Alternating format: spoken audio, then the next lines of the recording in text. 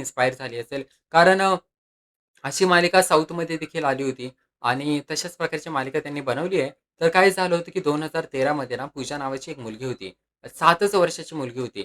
त्या मुलीचं तिच्या भावासोबत भांडणं झाली. असे आईस्क्रीम खात असताना. त्याच वेळेस मग एक जोडपं आलं तिकडे. एक नवरा-बायको आले. त्यांना त्यांचं स्वतःचं मूल नसतं. मग ते काय करतात, ते पूजाला असं लाडीगोडी लावून तिला लांब बोलवतात तिच्या भावापासून आणि नेमकं त्या पूजाचं तिच्या भावासोबत भांडणं झालेली असतात. त्यामुळे ते त्या पूजाला लांब बोलवतात आणि त्या पूजाला किडनॅप करून तिकडून घेऊन जातात. आता ते लोकं ते मुंबईचे नसतात. ते तिला महाराष्ट्रातून गोवाला घेऊन जातात सगळ्यात आधी आणि त्यानंतर मग कर्नाटकाला घेऊन जातात. आता त्या मुलीला मग ते शाळेत टाकतात, तिला वाढवतात कारण त्यांना स्वतःचं मूल नसतं. त्यामुळे ते त्या पूजाला स्वतःचं मूल बनवतात. म्हणजे किडनॅप पण केलं आणि स्वतःचं मूल बनवलं. एखाद्याने अनाथ आश्रममधून घेतलं असतं, पण नाही, हिने तर किडनॅप करून टाकलं. आता हे जे कपल होतं, त्या कपलचं नाव होतं हॅरी. त्या माणसाचं नाव हॅरी होतं आणि त्या बाईचं नाव होतं सोनी.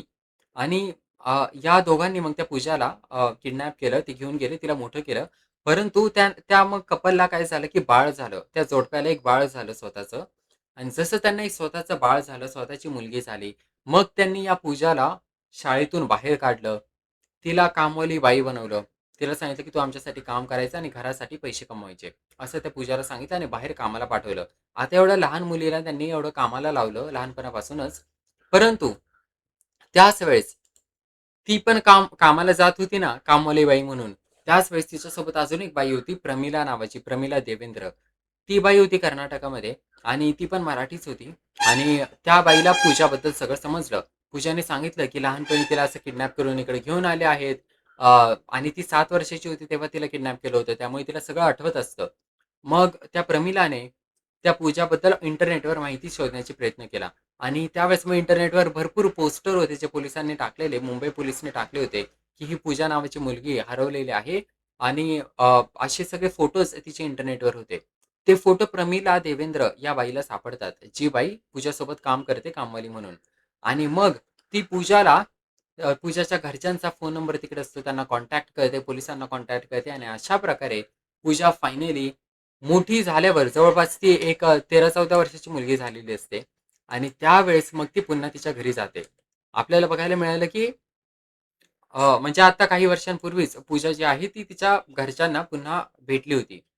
मला वाटतं 2022 ची गोष्ट आहे. जेव्हा ती पुन्हा आली म्हणजे 2013 मध्ये ती 7 वर्षाची असताना तिला किडनॅप केलं होतं आणि 2022 ची असताना ती पुन्हा तिच्या आई-वडिलांपर्यंत पोहोचली.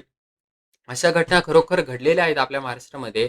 आता आपल्याला या मालिकेत तर असं बघायला भेटतं, की ही कामिनीच म्हणजे यांची फॅमिली मेंबरच आहे जी की जीवावर उठली होती कमळीच्या, जेव्हा कमळी लहान होती.